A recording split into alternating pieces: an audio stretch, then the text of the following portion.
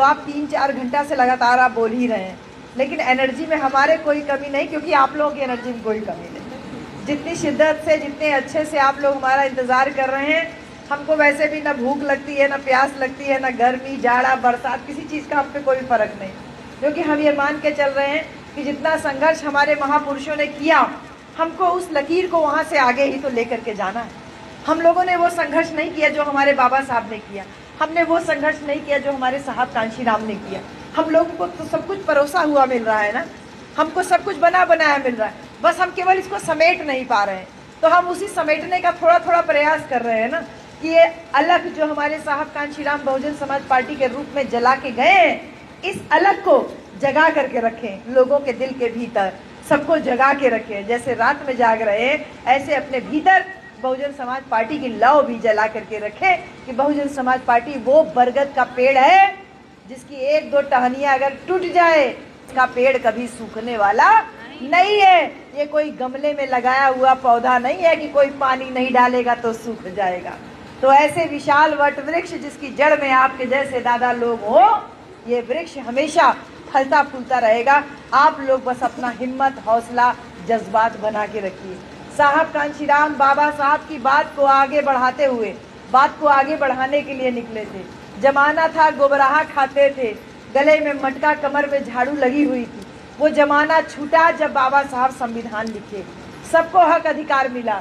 भगई छूटी, गोबराहा खाना छूटा, मटका हाड़ी टूटी, सब टूटा, अधिकार मिला। और उन सारे अधिकारों में बड़ा अधिकार था वोट का अधिकार।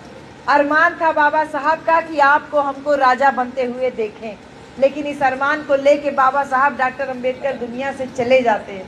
लेकिन साहब कांशीराम जब बाबा साहब को पढ़ते हैं तो उस सपने को पूरा करने के लिए अपनी सरकारी नौकरी छोड़ करके गांव गांव पैदल पैदल, साइकिल साइकिल घूमते हैं। जाने कितने दिन, जाने कितनी रातें भूखे प्यासे रह करके नारा दिए, जिसकी जितनी संख्या भारी उसकी उतनी हिस्सेदारी। वही साहब कांशीराम जब 1984 में बहुजन समाज पार्टी बनाते हैं, बहन जी नारा देते हैं, वोट हमारा राज तुम्हारा नहीं चलेगा, नहीं चलेगा। 1984 में जब बहुजन समाज पार्टी बनाते हैं तो छत्तीसगढ़ में चुनाव लड़वाने के लिए जाते हैं। अब नई पार्टी है, लेकिन साहब कांशीराम पिछले 10-11 साल से लगातार समाज को जागरूक करने के लिए लगे थे। 15 साल से, बल्कि 15-16 साल से। 1967 में साहब कांशीराम ने नौकरी छोड़ी और 1984 में साहब कांशीराम ने पार्टी बनाई। तो ये 17-18 साल का साहब कांशीराम के जीवन का संघर्ष था। जब पार्टी बनाते हैं तो छत्तीसगढ़ में साहब कांशीराम चुनाव लड़वाने जाते हैं कि भाई यहाँ से भी हमारे प्रत्याशी खड़े हो, क्योंकि छत्तीसगढ़ में हम लोगों के समाज के जो नौकरी पेशा लोग थे उनको साहब ने बामसेब के माध्यम से जागृत किया था, जोड़ा था। तो साहब जब छत्तीसगढ़ पहुँचते हैं तो एक खूंटे खूंटे करके नाम था, खूंटे, श्री खूंटे करके नाम था, बी के खूंटे या कुछ ऐसे नाम था उनका। खूंटे जी को चुनाव लड़वाने का साहब ने तैयार किया। खूंटे जी ने कहा ठीक है हम चुनाव लड़ेंगे। साहब कांशीराम जैसे घर है ऐसे खूंटे साहब का घर था, उन्हीं के घर में उनका रहने का साहब का प्रबंध हो गया कि चलो तुम्हारा प्रचार भी मैं करूंगा, तुम चुनाव लड़ो और मैं तुम्हारे घर में रहूंगा। अब देखिए वो दौर ऐसा था जब बहुजन समाज पार्टी नहीं बनी थी तो बहुजन समाज के लोग कांग्रेस को वोट करते थे, तो सब लोग कांग्रेस को वोट करते थे। अचानक से साहब कांशीराम बहुजन समाज पार्टी बनाते हैं।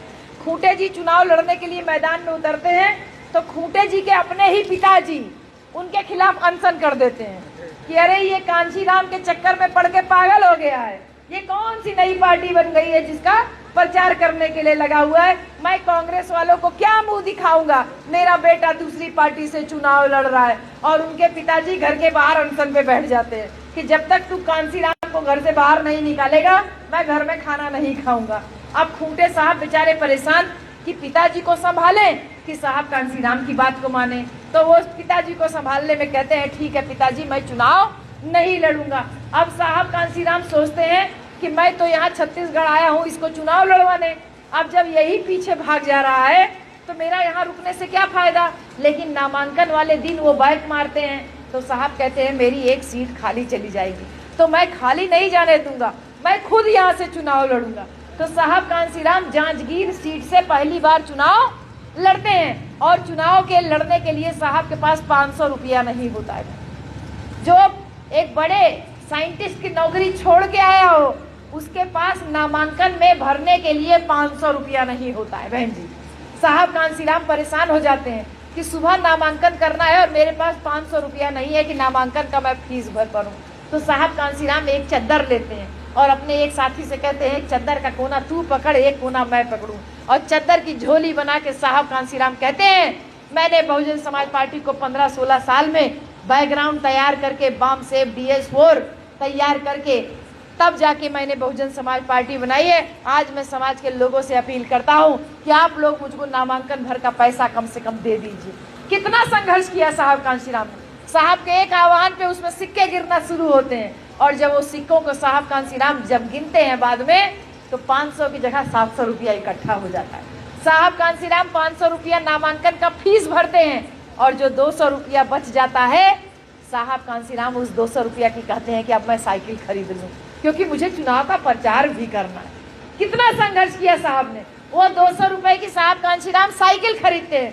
कहते हैं मेरे साथी के कर्मचारी जितने हैं, जो लोग बामसेफ में सहयोग दे रहे हैं, उनके पास तो साइकिल है, मेरे पास साइकिल नहीं। तो 200 रुपया की साइकिल खरीद के साहब कांसीराम गांव-गांव घूमते हैं, चुनाव प्रचार करते हैं, और पहली बार ही चुनाव लड़ने में साहब कांसीराम को 32,000 वोट मिलता है। ये चुनाव में जीत के लिए काफी होता है बहन जी। 32,000 वोट साहब कांसीराम पाते हैं उस जमाने में, जिस जमाने में बहुजन समाज पार्टी पहली बार चुनाव लड़ रही है पार्टी बनने के बाद। ये जज्बा था साहब कांसीराम का। ये जज्बा दिल के भीतर तैयार करके रखना है। हमने तो 4-4 बार अपनी माननीय बहन जी को मुख्यमंत्री बनाया ना।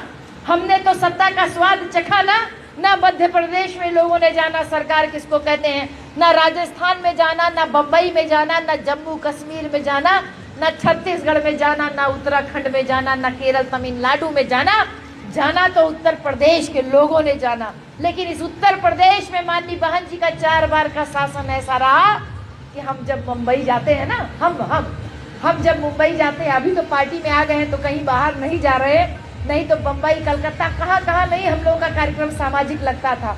बम्बई में जाते थे तो लोग कहते थे, बहन जी आपकी बार हमारी सरकार बनेगी ना, आपकी नहीं हमारी सरकार बनी ना।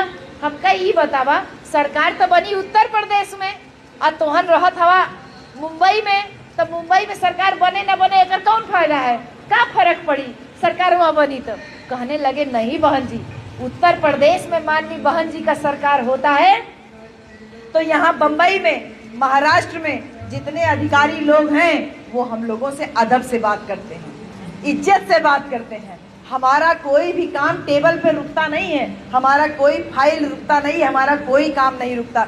ये फायदा होता है, सरकार भले उत्तर प्रदेश में बन रही हो लेकिन उसका प्रभाव यहाँ दूर महाराष्ट्र में भी देखने को मिलता है। तो बहन जी, हमारे साहब कांसीराम इतना संघर्ष किए, जब उन्होंने नौकरी छोड़ी तो प्रतिज्ञा लिए कि मैं कभी शादी नहीं करूंगा, घर नहीं बसाऊंगा, मैं कभी घर नहीं जाऊंगा, यानी मैं अपने माँ बाप के पास लौट के नहीं जाऊंगा, मैं कभी नौकरी नहीं करूंगा, मैं अपने नाम पे कोई रुपया पैसा बैंक बैलेंस नहीं रखूंगा, ये बहुजन समाज ही मेरा घर परिवार है। ये प्रतिज्ञा लेके साहब कांसीराम जब फील्ड में उतरते हैं, 84 में पार्टी बनती है, बहन मायावती जी का साथ मिलता है, नारा चलता है वोट हमारा राज तुम्हारा नहीं चलेगा, नहीं चलेगा। नारा चलता है जिसकी जितनी संख्या भारी उसकी उतनी हिस्सेदारी। इस हिस्सेदारी के आंदोलन को जब बहन मायावती जी का साथ मिलता है तो आगे कारवां बढ़ता है, और 5 साल के अंदर 89 में पहली बार बहन मायावती जी सांसद बन जाती है।